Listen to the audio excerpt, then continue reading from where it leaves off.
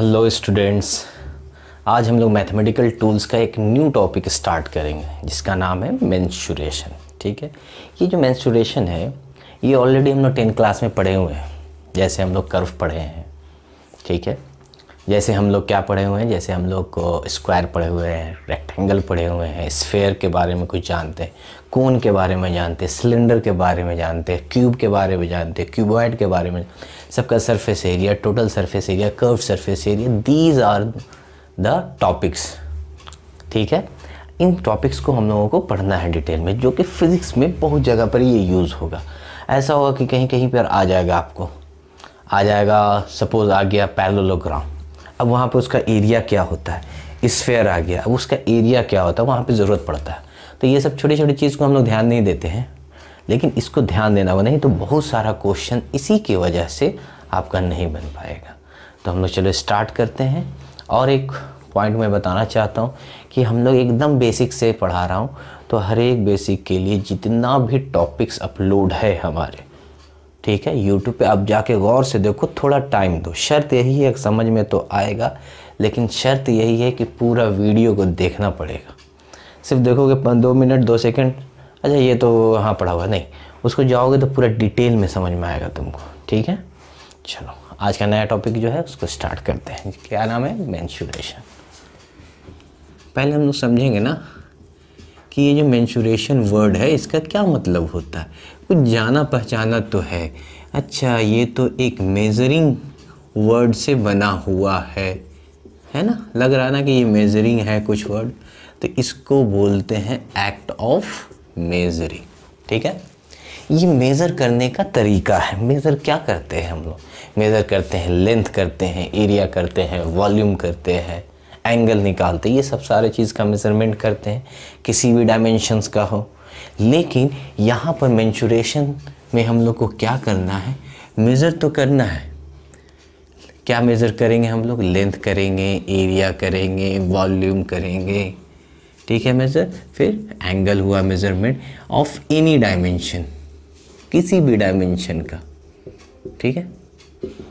लेकिन अब ध्यान देना है, थ्रू ज्योमेट्री। ज्योमेट्री समझ में आ रहा? थ्रू ज्योमेट्री मतलब पहले हम लोग डायग्राम बनाएंगे, ठीक है। ज्योमेट्री एक डायग्राम बनाएंगे, उसमें जैसे मैं एग्जांपल लेते वो थोड़ा ज़्यादा फैमिलियर होगा तुम लोगों के लिए।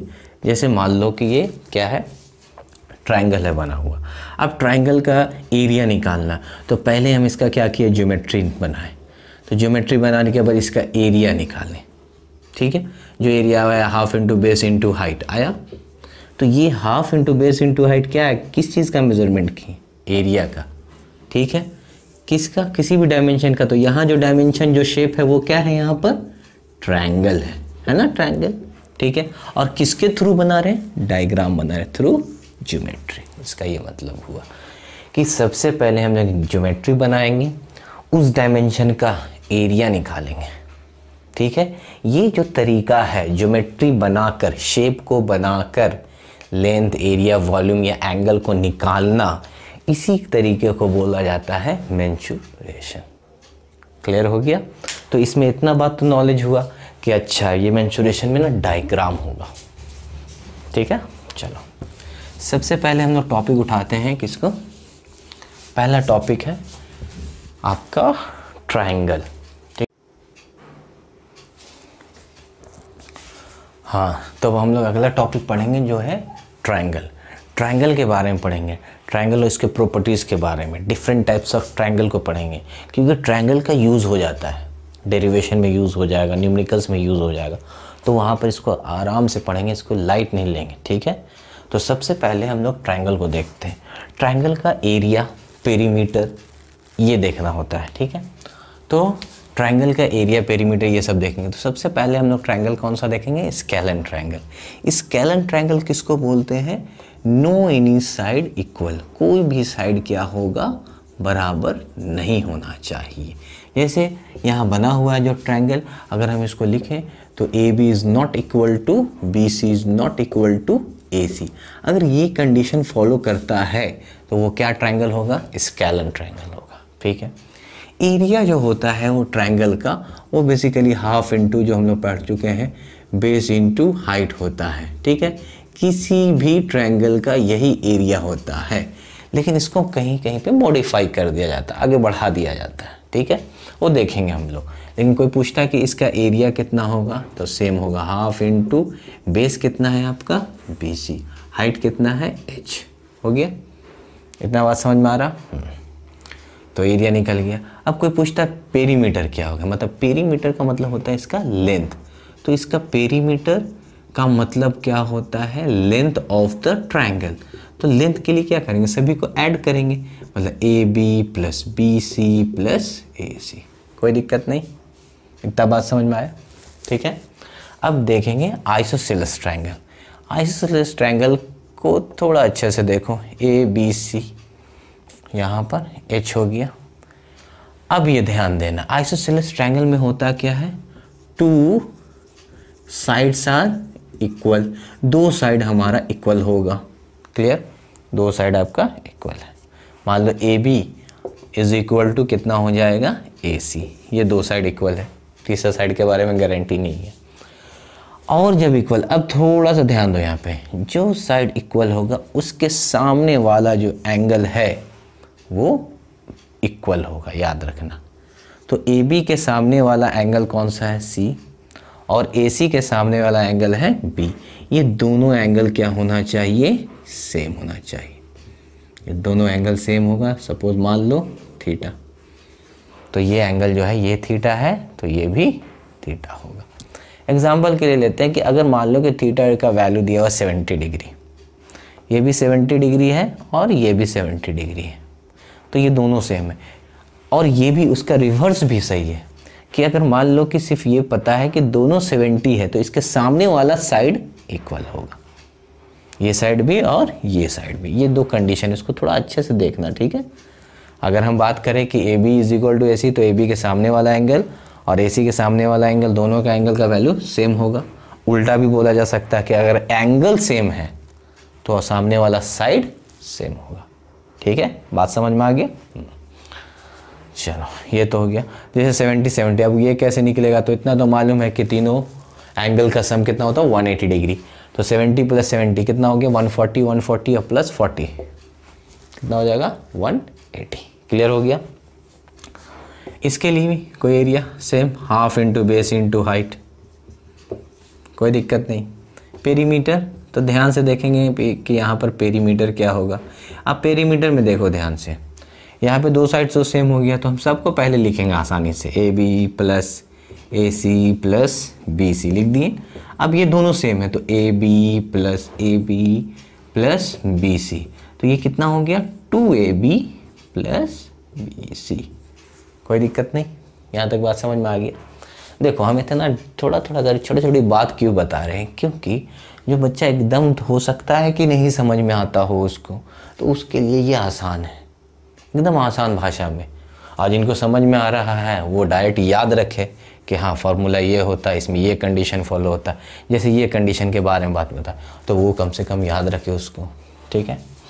चलो अब जो सबसे ज़्यादा यूज़ होने वाला ट्रायंगल है मिलेगा हम लोगों को आगे, वो है आपका इक्विलैटरल ट्रायंगल, ठीक, इक्विलैटरल ट्रायंगल। ये इक्विलैटरल ट्रायंगल बहुत ही इंपॉर्टेंट है, याद रखना, ठीक। कंडीशन क्या है, एवरी साइड, जितना तीनों साइड होता है, ठीक है, ऐसे लिख देते हैं एवरी साइड से अच्छा। इक्विलैटरल ट्रायंगल का क्या क्राइटेरिया है, ऑल साइड्स आर इक्वल, पहली बात, ठीक है। ये बन गया आपका इक्विलैटरल ट्रायंगल ABC, और सभी साइड्स का वैल्यू सेम, मान लो ये A है, ये A है, ये भी A है। एक बात, सभी साइड्स जब सेम रहेगा तो वो कहलाएगा इक्विलैटरल ट्रायंगल, ठीक। और ऑल एंगल, सब एंगल, एक angle A, angle B, angle C, सभी का वैल्यू कितना होगा 60 डिग्री, ठीक है। और ये हो गया आपका हाइट, इसको ले लेते हैं M, समझ में आया। तो ये दो याद रहना चाहिए सेम, और सबका वैल्यू 60 डिग्री। ठीक है, यहाँ तक तो बात समझ में आया। अब हम लोग आते हैं किसके एरिया में। तो एरिया सेम है, half into base into height होता है। तो बेस का वैल्यू कितना दिया हुआ है आपका, ए दिया हुआ, हाइट का हो गया एच। अगर हम एच निकाल सके, अब देखो यही मॉडिफाई हो रहा है, ये हो गया ठीक है, यहाँ तक फॉर्मूला ठीक है, half into base into height. लेकिन अगर इसको हम मॉडिफाई कर सकते, क्योंकि इक्विलेटरल ट्रायंगल का एरिया बहुत जगह पर न्यूमेरिकल्स में डायरेक्ट यूज़ होने वाला है, तो इसको क्यों ना हम लोग याद कर ले, एक बार बना के दिखा देते हैं तो सही याद। एच निकालने के लिए ये जो तरीका है, मेरा जो टॉपिक है ट्रिग्नोमेट्रिक है, ठीक है, ट्रिग्नोमेट्री मैथमेटिकल टूल्स का जाकर देखोगे, उसमें बहुत डिटेल में एकदम बेसिक में बताया, यहाँ भी बताएंगे, लेकिन एक बार वो भी वीडियोस आप देख सकते हो, आसानी से समझ में आ जाएगा। देखो 60 डिग्री दिया हुआ है, ये बी है पॉइंट, ये एम है और ये है ए है, ठीक, ये एच है, यहाँ ए पॉइंट, तो ये क्या हो जाएगा, हाफ हो जाएगा इसका, a/2 हो जाएगा। अब देखो हमें क्या निकालना है, एच निकालना है। तो ये सामने वाला किसका काम कर रहा है, पी का, ये किसका काम कर रहा है, बेस का, परपेंडिकुलर ये बेस, और ये किसका काम कर रहा है, हाइपोटेनस का। ठीक है, तो मालूम क्या है, देखो बताया था एकदम, यही ट्रिक में बताया था वहाँ पर भी। गिवन क्या है दिया हुआ है यहाँ पर, गिवन आपका एंगल तो गिवन है ही है 60 डिग्री, एक बात। दूसरा आपका गिवन क्या है, आपका बेस भी बेस भी दिया हुआ और हाइपोटेनस कोई भी हम ले सकते हैं। ठीक है, निकाल लेंगे, निकालना क्या है हमको, एच निकालना है, गिवन में से कोई भी ले सकते हैं। तो साइन 60 अगर लेते हैं तो p/h लिखते हैं, ठीक है, और h कैपिटल H का वैल्यू दिया हुआ है हाइपोटेनस का।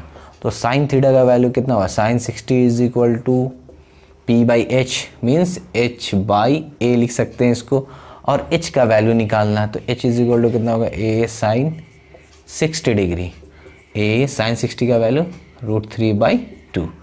तो ये आया हमारा h का वैल्यू। अब देखो यहाँ पे ला कर रख सकते हैं, half into base into height के जगह पे। तो ये जो हम बताए ना, ये एकदम आसान है, इसमें क्या करना है, जो दिया हुआ है एंगल तो दिया रहेगा, ठीक है, चलो उसको छोड़ो, मालूम क्या करना है आपको, h मालूम करना है।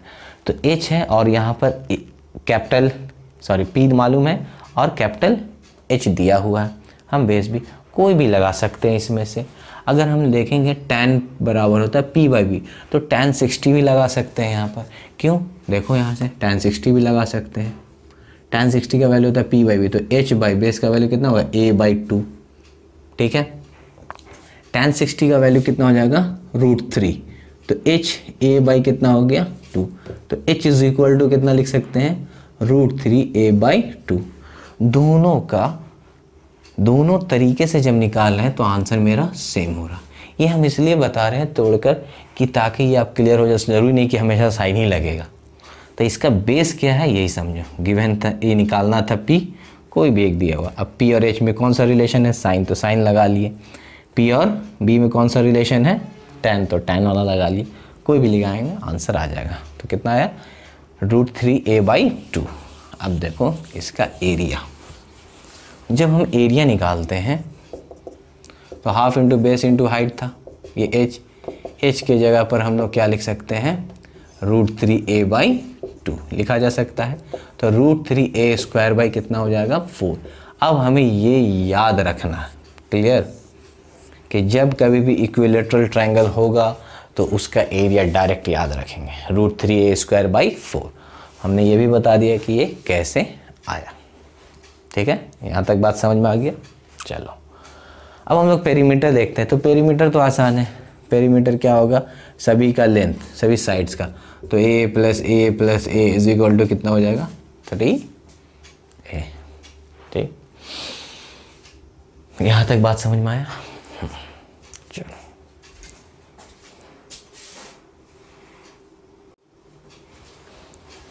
हाँ, अब हम लोग देखेंगे कि इक्विलेटरल ट्रायंगल जो है वो डिफरेंट सिचुएशन में कैसे कैसे काम आएगा। जो भी हम बता रहे हैं इक्विलेटरल ट्रायंगल के लिए, वो इक्विलेटरल ट्रायंगल का यूजेस है कहीं ना कहीं पर फिज़िक्स में।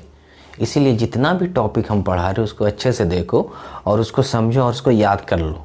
कि जैसे एरिया था तो हमारे पास आ गया √3a² / 4 इक्विलेटरल ट्रायंगल का एरिया। अब इसका सिचुएशन कैसे बनेगा वो देखो। चैप्टर का नाम भी मैं बता सकता हूँ कैसे, जैसे इलेक्ट्रोस्टैट्स में 12 का ग्रेविटेशन में ये वाला यूज़ होगा ट्रिक कि ये एक इक्विलेटरल ट्रायंगल दिया रहेगा आपका ABC, ठीक है, और ये आकर यहाँ पर मिला मीडियन, ये सेंट्रॉइड कहलाता है, ये मालूम है। तो ये डिस्टेंस निकालने के लिए देता है, ठीक है। OC, OB और OA का डिस्टेंस क्या होगा, फाइंड OA, OB, OC, ये डिस्टेंस पता करने के लिए पूछता है। तो उसका ये ट्रिग्नोमेट्री वाले वीडियोस में ये ऑलरेडी कवर किया गया है, फिर से बता देता हूँ। ये कितना है 30 डिग्री दिया हुआ है, O इसको मान लो M है। तो अभी देखो सेम गिवन क्या है, अभी थोड़ा देर पहले बताएं, ये सामने वाला P हो गया सर, तो ये तो P है और ये बेस है और ये हाइपोटेन्यूज, तो हमको निकालना क्या है H, दिया हुआ क्या है A/2, देखो ये वाला साइड। तो इधर हम साइड में अगर निकालते हैं तो BM और क्या है O, तो A/2 और ये एंगल 30 डिग्री दिया हुआ है। तो ये तो काम कर रहा P का, ये काम कर रहा बेस का, ये काम कर रहा हाइपोटेन्यूज का। तो निकालना क्या है हमके H, ठीक है, और दिया हुआ क्या है B। तो गिवन है आपका बेस कितना दिया हुआ है A/2, निकालना क्या है, फाइंड क्या करना है H, हाइपोटेन्यूज यूज़ करना है जो कि OB के नाम से, ठीक है। तो देखो बेस और हाइपोटेन्यूज ये दोनों के लिए कौन सा रिलेशन है ट्रिग्नोमेट्रिकल फंक्शन में, B/H। तो क्या लगा सकते हैं cos 30 degree is equal to B/H means A/2, और H तो निकालना ही है OB। cos 30 का वैल्यू कितना हो जाएगा √3/2, A/2 इंटू OB, ये कैंसिल हो गया, तो OB is equal to A/√3। ये अच्छे से याद कर लो। बल्कि दूसरा रिजल्ट, पहला रिजल्ट तो एरिया देख लिए √3a²/4। दूसरा रिजल्ट ये जो डिस्टेंस होगा वो कितना होगा OB A/√3, और सभी का डिस्टेंस इक्वल होगा। अभी ये भी समझ लो OA, OB और OC सभी का डिस्टेंस कितना होगा A/√3, निकाल भी सकते हो तुम, ठीक है। ये एक रिजल्ट क्लियर हुआ, याद रखना A/√3। चलो ये डायरेक्ट याद रखोगे तो आसानी होगा न्यूमेरिकल्स में। दूसरा सिचुएशन देखो, दूसरा सिचुएशन में सेंट्रॉइड का निकालने के लिए आएगा क्या कोऑर्डिनेट। ये जो लेने का तरीका है उसको अच्छे से देखते हैं हम लोग, ठीक है। देखो ये हो गया आपका y एक्सिस हो गया और इधर क्या हो गया x एक्सिस, ये ऐसे भी ले सकते हैं। तो जो यहाँ पर होगा उसका तो कोऑर्डिनेट 0 0 होगा, ठीक, ठीक है, इतना बात समझ में आया। हम लोग को क्या निकालना है सेंट्रॉइड का, सेंट्रॉइड का क्या कोऑर्डिनेट। सेंट्रॉइड किसको बोलते हैं ये मालूम होगा, centroid intersection of all medians, ये जितना भी मीडियन है इंटरसेक्ट कर रहा है, ठीक है, उसी को हम लोग क्या बोलते हैं सेंट्रॉइड। कोई दिक्कत नहीं। तो ये हमारा सेंट्रॉइड है O, इसका हमने मान लिया कोऑर्डिनेट कितना x और y। इसका कोऑर्डिनेट तो पता चल गया, ये तो साइड A है तो इसका कितना हो जाएगा A0, ठीक है, सिर्फ x कोऑर्डिनेट y कोऑर्डिनेट तो 0 रहेगा। इसके लिए कितना हो जाएगा देखो, तो x कोऑर्डिनेट इसका A/2 हो जाएगा। अच्छे से समझिए ये हम क्यों बता रहे हैं, क्योंकि इक्विलेटरल ट्रायंगल वाला एकदम एग्जैक्ट आने वाला है, तो हम x और y लेने का तरीका बता दिए। ये कहाँ B ओरिजिन पे तो 0 0, इसका कोऑर्डिनेट ये। हम लोग को निकालना क्या है सेंट्रॉइड का निकालना है कोऑर्डिनेट। तो सेंट्रॉइड का कोऑर्डिनेट निकालना है तो सबका पता होना चाहिए पहले कोऑर्डिनेट, ठीक है, ठीक, A/2। अब ये तो इसका x कोऑर्डिनेट है, y कोऑर्डिनेट कितना होगा, y कोऑर्डिनेट बता सकते हैं, देखो ये कितना हो गया A, ये कितना हो गया यहाँ से यहाँ तक A/2, ठीक है। तो ये निकाल सकते हैं पाइथागोरस थ्योरम से, पाइथागोरस थ्योरम लगा सकते हैं हम लोग इसमें। बताओ कितना होगा, क्या देख रहे हैं AM निकालना है, तो M is equal to under root कितना हो जाएगा A² - A²/4 कर सकते हैं। क्या क्या समझ में आया, h² = p² + b², पाइथागोरस लगा रहे, तो 4a² - a²/4, ये कितना हो गया 3a² / 4, ये निकालेंगे तो कितना आएगा √3/2, 4 का रूट और इधर आ गया तो √3a/2। ये आपका ये वैल्यू याद रखो, ठीक है, √3a/2। कोई दिक्कत नहीं यहाँ पर, इतना बात समझ में आया। तो √3a/2 जो आया इसका कौन सा कोऑर्डिनेट आ गया, ये आ गया आपका y कोऑर्डिनेट। और सेंट्रॉयड का 10 क्लास में हम लोग पढ़े हैं कि कोऑर्डिनेट क्या होता है, x1 + x2 + x3 divided by 3 होता है ना। y कोऑर्डिनेट कितना होगा, y1 + y2 + y3 divided by 3। x1 suppose ये x1 है, ये x2 है, xy लिख सकते हैं। तो ये कितना हो गया 0, कितना हो गया a, और वहाँ a/2 डिवाइडेड बाई 3 लिख सकते हैं। इसी तरह से y1 ये, y2 ये, y3 ये, तो y1 0, y2 0 और y3 √3a/2 का बाई 3 हो गया। ये कितना आ जाएगा 3a/2 इंटू 3 कर देते हैं, ये कैंसिल हो जाएगा, कितना आ गया a/2। तो x कोऑर्डिनेट तो ऐसे भी दिख रहा था, देखो यहाँ से कितना है a/2 डिस्टेंस पे। y कोऑर्डिनेट कितना हो जाएगा √3a/3 इंटू 2, पूरा लिखते हैं ऐसे ताकि काटने में आसानी होगा यहाँ पर। तो कितना हो जाएगा ये √3, तो a/2√3। बात समझ में आया, क्लियर हुआ। a/2√3 ये जो आया हमारा क्या आया सेंट्रॉयड का। ये इतना तक बात समझ में आया, चलो ठीक है, अब आगे बढ़ते। तो ये तो निकालने का तरीका। अब बार बार अगर यही चीज़ अगर हमको याद रहेगा, अभी हम लोग के पास रिजल्ट एक बार लास्ट में क्या करेंगे, पूरा रिजल्ट को लिख देंगे, घबराओ नहीं। लेकिन जो ये कैसे निकाला जाता है वो आइडिया भी बनना चाहिए, ठीक है। देख लो मीडियन का, कोई पूछेगा मीडियन का लेंथ क्या हुआ, ये सामने वाले मीडियन का, तो कितना हो गया यहाँ पर √3a/2। एक्स कोऑर्डिनेट कितना आ गया a/2, यहाँ कितना है a/2√3, सही है। चलो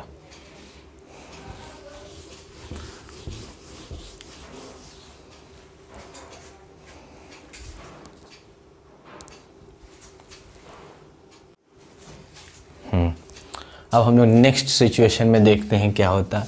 हम लोग एक सेक्शन फार्मूला पढ़े हैं पहले, उसको थोड़ा सा बता देते हैं, ठीक है। सेक्शन फार्मूला में क्या होता है वो देखते हैं। ये पढ़े हैं हम लोग, ध्यान से देखो। सपोज़ ये पॉइंट A है, ये B है और ये O है। यहाँ पर इसका कोऑर्डिनेट x1 y1, ये हो गया x2 y2 कोऑर्डिनेट, ठीक। और ये M और N, मतलब O जो पॉइंट है वो इस लाइन को इंटरनली m/n रेशियो में बाइसेक्ट कर रहा है, ठीक है। m/n रेशियो में बाइसेक्ट कर रहा है। कैसे बाइसेक्ट कर रहा है, यहाँ पर ये बाइसेक्ट कर रहा है इंटरनली, ठीक है। तो इंटरनली बाइसेक्ट कर रहा।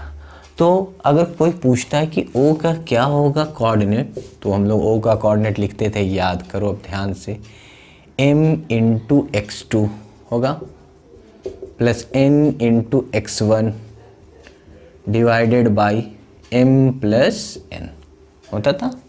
उसी तरीके से y coordinate my2 plus ny1 plus divided by m+n, ये हम लोग को याद रखना है। ये भी सेक्शन फार्मूला देखेंगे इक्विलैटरल ट्रायंगल में कैसे यूज़ करते हैं, ठीक है। चलो अब देखो इसका, ये हम लोग बता दिए। इसका सेंटर ऑफ मास एक चैप्टर है स्टैंडर्ड 11 में, वहाँ पे इसका यूज़ होगा। चलो देखो ध्यान से, अभी हम लोग इक्विलैटरल ट्रायंगल देखे थे ABC, सेम है, ये था आपका सेंट्रॉयड। तो हम लोग को एक बात अगर याद रहेगा तो काम हो सकता है। यहाँ हम लोग क्या निकालने जा रहे हैं, वही सेंट्रॉयड का कोऑर्डिनेट, लेकिन तरीका यहाँ पे चेंज हो गया। ये जो तरीका यूज़ कर रहे हैं वो सेक्शन फार्मूला लगा के। और इससे पहले तो देखें हम लोग कैसे निकाले, कोऑर्डिनेट का यूज़ किए, ठीक है। यहाँ पर कोऑर्डिनेट अभी मालूम नहीं हम लोगों को, हम लोग क्या लगा रहे हैं, सेक्शन फार्मूला कैसे लगाकर निकालते हैं। देखो ध्यान से, इसका कोऑर्डिनेट मालूम करना है तो x और y ले लिए, ठीक है। यहाँ पर अब देखते हैं ध्यान से एक एक पॉइंट को, ठीक।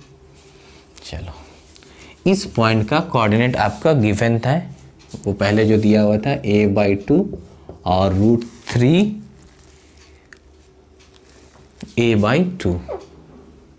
हाँ, इसका कोऑर्डिनेट क्या दिया हुआ, a/2 √3 a/2 गिवन है, ये वाला पॉइंट।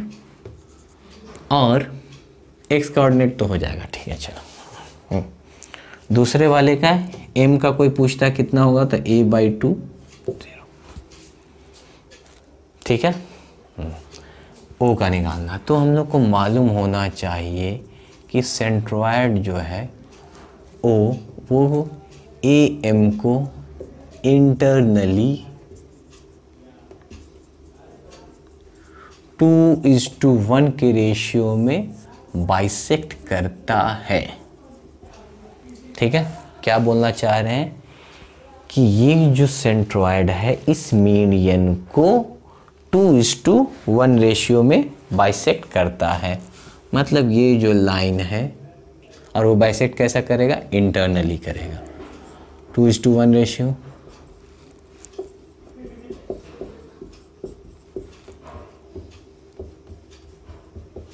ठीक है। अब यहां से निकाल सकते हैं इसका कोऑर्डिनेट, इसको निकाल के बाहर कर दिया। देखो, पहले वाला फॉर्मूला लगा, x = याद आया, ये मान लो m का काम कर रहा, ये किसका काम कर रहा है, n का, तो m × x2 हो गया। मान लो ये x1 है, ये x2 है, ये y1 है, ये y2 है, तो m × x2 लिख दिए, प्लस n × x1 मतलब 1 × a/2 divided by m + n मतलब 2 + 1। देखो कितना आ जाएगा, 2a + a मतलब 3a/2 6, कितना आ गया, a/2, ठीक है। y कोऑर्डिनेट निकाल के देखते हैं, तो y कोऑर्डिनेट में भी वैसे ही होगा, 2 × 0 हो जाएगा, देखो, और 1 × प्लस 1 × √3 a/2 डिवाइडेड बाई 3, तो ये आ जाएगा a/2 √3, आ गया ना। तो ये डिफरेंट सिचुएशन में था, ऐसा यूज़ होता है कहीं कहीं पे। जैसे होता क्या है कि जब हम लोग बुक्स पढ़ते हैं ना, तो कहीं पर किसी और तरीके से बनाया रहता है, किसी कहीं पे कुछ डिफरेंट यूज़ किया रहता है, कहीं पे इससे पहले वाला जो है उस तरीके से यूज़ किया रहता है, किसी पॉइंट पे ऐसे यूज़ किया रहेगा, तो वो तो उनको समझ में आना चाहिए कि ये कैसे किया गया है, इसी के लिए बताएं, ठीक है। चलो, यहाँ पर इक्विलेटरल ट्रायंगल का डिफरेंट सिचुएशन समझ में हम लोग को आ गया, ठीक है। अब देखो फाइनली लिखते हैं इसको, देखते जाएंगे हम लोग। अभी जो इक्विलेटरल में पढ़े, तो इक्विलेटरल ट्रायंगल के लिए एरिया कितना हो गया, √3a²/4। पहला पॉइंट हम लोग को याद रखना है। ये जो डिस्टेंस था याद करो, सेंट्रॉयड का एक वर्टिसेस से वर्टेक्स से सेंट्रॉयड का एक वर्टेक्स से जो डिस्टेंस था वो कितना है, OB का वैल्यू कितना आ गया था हम लोग के पास, a/√3, ठीक है। और सभी बराबर होता, OA और OC सेम होता है। अब कोई पूछ रहा था एम जो मीडियन है उसका लेंथ, अब उसका जब लेंथ आया तो हम लोगों के पास लेंथ AM का वैल्यू जो आया था वो कितना वैल्यू था, √3a/2, सही है, इसमें कोई दिक्कत नहीं होना चाहिए, √3a/2 आ गया था, ठीक है। अब सेंट्रॉयड का कोई पूछेगा, सेंट्रॉयड का कोऑर्डिनेट कितना होगा, तो एक कोऑर्डिनेट x कोऑर्डिनेट तो a/2 साफ दिखता है हम लोगों को। दूसरे के लिए हम लोगों के पास कितना आया था वैल्यू, a/2 √3 आया। इतना अगर इक्विलेटरल ट्रायंगल के लिए अगर हम लोग को याद रहता है तो हम लोग का काम हो जाएगा। एरिया समझ में आ रहा, √3a², OB मतलब सेंट्रॉयड से वर्टेक्स तक का डिस्टेंस ये था जो OBC, और यहाँ से OA जो था ये डिस्टेंस सब इक्वल हुआ, ठीक। और जब इक्वल हो गया, एक बात और समझ लो, सबका बीच का एंगल कितना हो जाएगा, 120 डिग्री, ये भी याद रखो, काम आएगा। एम जो मीडियन था उसका लेंथ कितना है, √3a/2। सेंट्रॉयड का कोऑर्डिनेट a/2 √3। ये सब डायरेक्ट याद रखो, ये सब फार्मूला को, ठीक है। चलो यहाँ तक बात समझ में आ गया, ये पूरी बात ख़त्म हो गई। हम लोग के पास क्या था, इक्विलेटरल ट्रायंगल का। अब हम लोग पढ़ने जा रहे हैं इसी का एक इम्पॉर्टेंट प्रॉपर्टी, सिमिलर ट्रायंगल, ठीक है। ये इसके नाम से हम लोग पहले भी जानते हैं।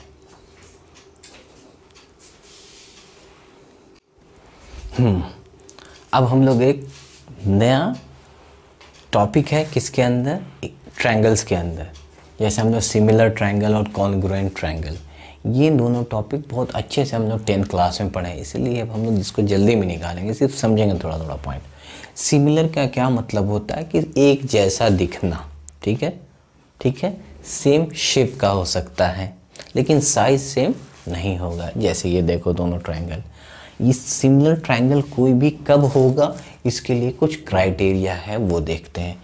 इसको जब हम लोग फिज़िक्स के अंदर डायग्राम बनाकर दिखाएंगे अभी एक एग्जांपल से, तो वहाँ समझ में आएगा कि अच्छा ऐसा लगता है। यहाँ तो सिंपल दिखता ही है।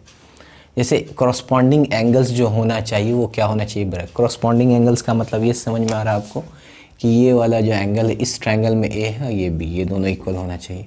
तो कॉरस्पॉन्डिंग एंगल सब देखो इक्वल हो गया, ठीक। और कॉरस्पॉन्डिंग साइड्स का रेशियो जो होना चाहिए वो सेम होना चाहिए। कॉरस्पॉन्डिंग साइड मीन्स इधर ए बी तो इधर डी, ये दोनों का ratio. Corresponding side B C और इसका रेशियो, इन दोनों का ए सी और डी एफ का रेशियो, सबका क्या होना चाहिए, सेम। तो ये दोनों ट्रायंगल क्या कहलाएगा, सिमिलर ट्रायंगल। सिमिलर का साइन है ये, ठीक है। अब आते हैं कॉन्ग्रुएंट ट्रायंगल्स में। कॉन्ग्रुएंट ट्रायंगल्स का कॉन्ग्रुएंसी जो होता है उसको सेटिस्फाइड भी हम लोग करेंगे, ये भी पढ़ें। पहले हम लोग समझते हैं कि कॉन्ग्रुएंट ट्रायंगल्स में क्या क्या होना चाहिए। पहला क्या होना चाहिए कि सेम साइज़ होना चाहिए। देखो इसके पास तो सेम शेप तरह का दिखेगा, लेकिन यहाँ पर सेम साइज सेम शेप ऐसा होने के साथ साथ सभी साइड्स और एंगल्स क्या होना चाहिए, सेम होना चाहिए। ये अगर क्राइटेरिया को फॉलो करता है तो हम लोग क्या बोलेंगे उसको, दीज आर कॉन्ग्रुएंट्स एंगल, ठीक है। जैसे इसको अभी हम लोग समझते हैं यहाँ पर से ए बी सी और डी ई एफ, ये दोनों ए बी सी ट्रायंगल ये कॉन्ग्रुएंट ट्रायंगल होगा। डी ई एफ कब होगा, जब हम लोग क्या बात करें कि सभी एंगल, देखो सब कॉरस्पॉन्डिंग एंगल्स ए डी के बराबर बी, ई के बराबर सी, एफ के बराबर है। उसी तरीके से सभी साइड्स, सभी कॉरस्पॉन्डिंग साइड्स क्या होगा, सेम होगा। A B is equal to D. यहाँ पर देखो ध्यान से, ये वाला पार्ट तो मिलता है, यहाँ पर मिलता है ना, देखो सेम है, ठीक है। लेकिन इसमें थोड़ा सा डिफरेंसेस है साइड्स के मामले में। इसलिए डिफरेंसेस है क्योंकि कॉन्ग्रुएंट ट्रायंगल्स में साइज क्या होता है, सेम होता है, जबकि इसका रेशियोज क्या हो रहा है, साइड्स का, कॉरस्पॉन्डिंग साइड्स का सेम है। ये दोनों में फ़र्क है। तो इससे एक स्टेटमेंट निकल कर आता है कि कोई भी कॉन्ग्रुएंट, सभी कॉन्ग्रुएंट फिगर्स जो होगा वो तो सिमिलर होगा, ठीक है। ये जैसे मान लो ए बी और डी अगर दोनों सेम हो गया तो 1 आ गया रेशियो, बी सी और ई एफ दोनों सेम हो गया तो 1 और 1 इक्वल हो गया यहाँ पर। तो रेशियो को भी फॉलो कर रहा है ये, और कॉन्ग्रुएंसी को तो कर ही रहा है। तो बोला कि all congruent figures are similar, सभी कॉन्ग्रुएंसी जो होगा या कॉन्ग्रुएंट फिगर्स जो होगा वो क्या होगा, सिमिलर होगा। But not all similar figures are congruent, लेकिन सभी जो सिमिलर होगा वो कॉन्ग्रुएंट ट्रायंगल नहीं होगा। ये स्टेटमेंट को हम लोग अच्छे से समझेंगे। अब हम लोग के लिए जो सबसे ज़्यादा यूज़ है कि कॉन्ग्रुएंसी को सेटिस्फाई करने के लिए कुछ क्राइटेरिया है, याद करो, side side side, angle angle side, था ना ये, साइड एंगल साइड, इस तरह का, ठीक। चलो देखते हैं। हाँ, तो अब हम लोग देखते हैं क्या,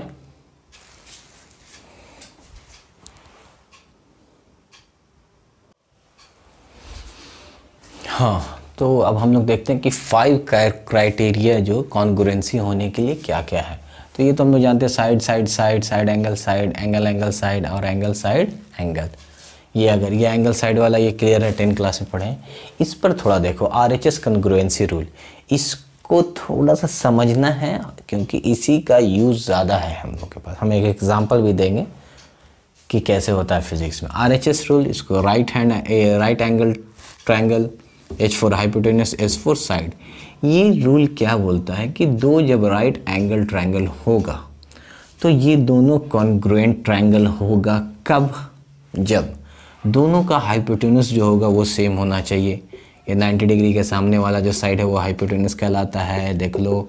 और दोनों साइड क्या हो गया? बराबर हो गया। क्लियर? इक्वल होना चाहिए। और एक करस्पॉन्डिंग साइड क्या होना चाहिए? सेम होना चाहिए। तो AB इज इक्वल टू कितना है? D। अगर ऐसा होगा तो ये कॉन्ग्रुएंट ट्रायंगल होगा। और जब कॉन्ग्रुएंट ट्रायंगल होगा तो BC भी किसके बराबर हो जाना चाहिए? EF के बराबर। क्योंकि जब कॉन्ग्रुएंसी हो जाएगा तो साइड्स भी सब कुछ सेम रहेगा, साइड भी एंगल भी सब कुछ सेम होगा। तो अगर ये दो क्राइटेरिया को फॉलो कर लिया तो हम लोग को पता चल गया कि ये कैसा है? कॉन्ग्रुएंट ट्रायंगल है। तो इसका मतलब BC और EF के बराबर है। यहाँ पर हम लोग देख सकते हैं, देखो ये तो हम लोग देख ली कि हाइपोटेनस सेम है और एक कोई भी करस्पॉन्डिंग साइड सेम होगा तो कॉन्ग्रुएंट होगा। ये भी बराबर होगा, ये तो डायरेक्ट भी हम लोग कह सकते हैं कॉन्ग्रुएंट, लेकिन इसको प्रूव भी किया जा सकता है। जैसे मान लो ये AB है, ये A है और ये B है। अब साइड निकाल लो, इसका बेस निकाल लो। तो बेस निकालने के लिए कितना हो जाएगा? यहीं पे निकाल लेते हैं ना, इतना टेंशन क्या लेते हैं। बेस का वैल्यू कितना हो जाएगा?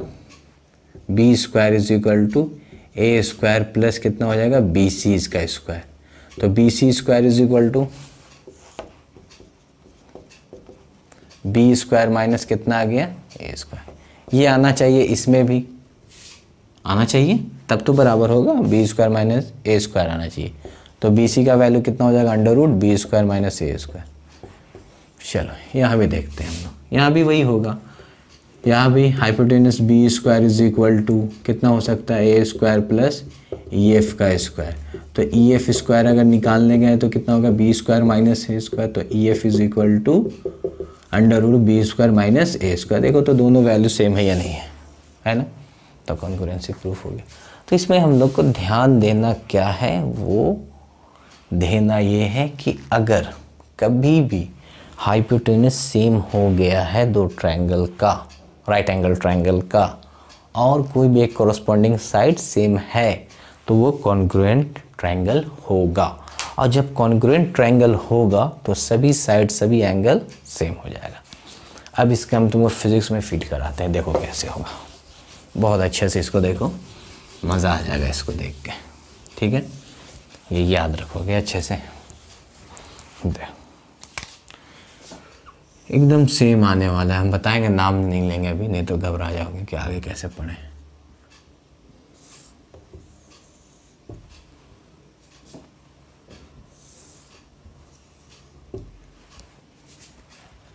यहाँ पर ये हो गया आपका A डैश B डैश, और ये हो गया आपका राइट एंगल ट्रायंगल।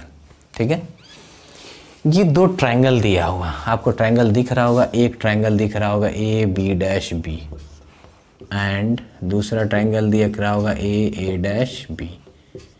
सिर्फ अगर हमको मालूम है कि कॉन्ग्रुएंट राइट एंगल ट्रायंगल का क्राइटेरिया, सिर्फ उतना मालूम होने से ये जो है 12th क्लास के वेव ऑप्टिक्स एक चैप्टर है, वहाँ पर ये प्रूफ करने के लिए आता है। ठीक है, वो आराम से बन जाएगा। ये एंगल दिया हुआ I और ये R, देखो अच्छे से कैसे बनता है।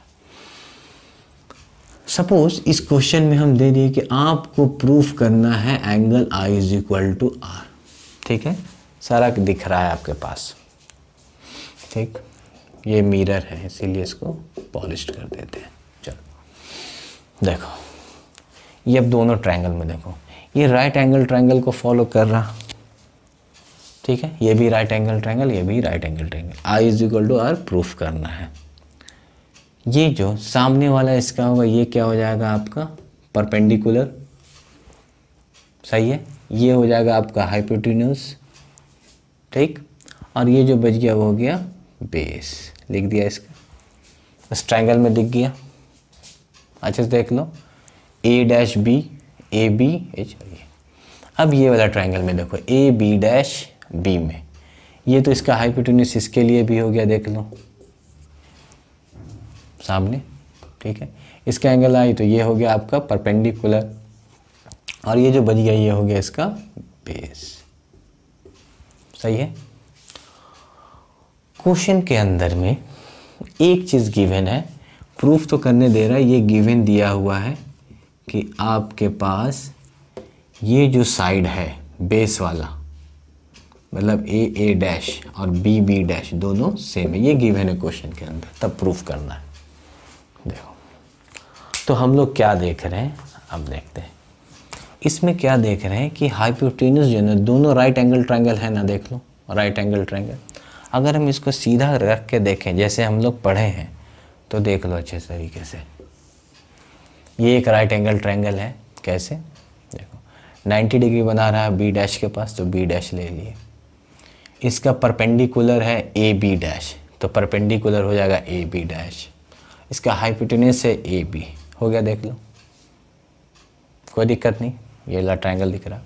इसके लिए देखो बताते हैं, ये तो राइट एंगल ट्रायंगल होगा, तो एंगल जो हो रहा है वो कहाँ पर, ए डैश पर। तो ये वाला ट्रायंगल हम लोग को देखना था, ए डैश ये हो गया, इसका सामने वाला जो एंगल है ए डैश बी, तो ए डैश तो मिल गया, ये बी हो गया, और बच गया क्या ए बी, तो ये हो गया हाइपोटेन्यूज। देख लो तो अच्छे तरीके से, आसानी से। इस वाले ट्रायंगल का A B dash B, A B dash B, इस ट्रायंगल में 90 डिग्री कहाँ पर बन रहा है, बी डैश के पास, तो हमने बना दिया यहाँ पर। ये परपेंडिकुलर कौन सा है, ए बी डैश, तो ए बी डैश देखो परपेंडिकुलर हो गया, हो गया। बेस ये हाइपोटेन्यूज कौन सा है, ए बी, तो ये इसका हाइपोटेन्यूज हो गया ना, क्लियर। और बी बी डैश इसका क्या हो गया, बेस हो गया। उसको अलग से निकाल के दिखा रहे ताकि तुमको यहाँ पे कन्फ्यूज़न नहीं हो, एकदम आसानी से देख सको। तो ए डैश बी, अब कोई बोलेगा ए डैश बी क्या है, तो परपेंडिकुलर है। ये ए बी क्या है सर, तो हाइपोटेन्यूज है। ए डैश क्या है, ये बेस है ना, इतना क्लियर।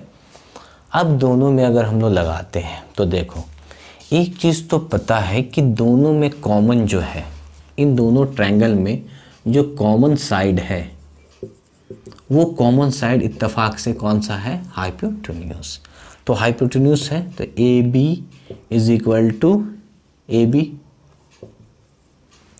कॉमन साइड, तो ये हो गया आपका साइड निकल गया इधर से, जिसमें हाइपोटेन्यूज क्या हो गया, सेम हो गया। तो राइट एंगल ट्रायंगल वाले में एक काम था कि राइट एंगल ट्रायंगल दो जब कॉन्ग्रुएंट होगा तो उसका हाइपोटेन्यूज क्या होना चाहिए, सेम होना चाहिए। तो देखो हाइपोटेन्यूज सेम हो गया क्योंकि दोनों का ट्रायंगल का कॉमन साइड ये हो गया, एक बात। दूसरा, कॉरस्पॉन्डिंग साइड्स एक और सेम होना चाहिए, तो कॉरस्पॉन्डिंग साइड्स ऑलरेडी दिया हुआ, ए डैश और बी डैश, तो ये साइड वाला आ गया। जब एच और साइड एच सेम हो और एक कॉरस्पॉन्डिंग साइड सेम हो तो हम बोल सकते हैं कि ये जो ट्रायंगल है ए बी डैश बी, ये क्या होगा, कॉन्ग्रुएंट होगा ना ए डैश बी का। और जब ये कॉन्ग्रुएंट होगा तो हर एक चीज़ का सेम होगा, तो इसका जो एंगल बन रहा है दोनों ट्रायंगल में वो भी सेम होगा। तो प्रूफ हुआ ना यहाँ पर, समझ में आया बात। इस तरह का मिलता, देखो समझाने का क्या मतलब है ना कि हम लोग पढ़ तो लेते हैं, कॉन्ग्रुएंसी भी पढ़ लिए। अब जैसे मान लो कि ये नहीं, अगर तुमको मान लो कि एकदम नहीं बताते इसको, हम अभी आता अचानक, तो देखने से पहले तो लगता है कि अच्छा यहाँ कॉन्ग्रुएंसी कैसे प्रूफ हो गया, क्या हो गया, उस वक्त तक भूल जाते हो। तो इसको हम यहीं पर समझा रहे हैं कि देखो कुछ भी नहीं है, डायग्राम से थोड़ा सा कॉम्प्लिकेटेड लग रहा है, लेकिन उसको अगर हम अलग करके देखें तो वो बेसिकली जैसे पढ़ते हैं हम लोग 10 क्लास में वैसा ही है। सिर्फ इतना नॉलेज होने से ये प्रूफ हो जाता है, ठीक है। कहीं पे अच्छे तरीके से लिख लो, ये वेव ऑप्टिक्स है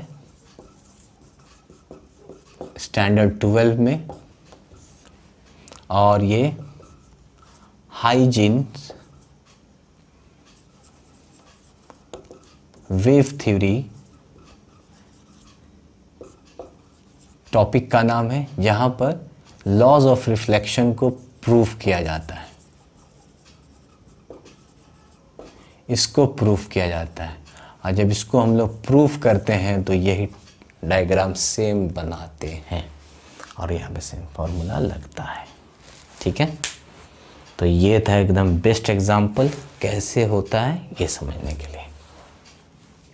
चलो ठीक है, फील आया, मज़ा आया। ये थी पूरी कहानी ट्रायंगल्स की और इसकी प्रॉपर्टीज़ की। चलो अब हम लोग दूसरे शेप में जाएंगे, दूसरे ज्योमेट्री शेप में देखते हैं।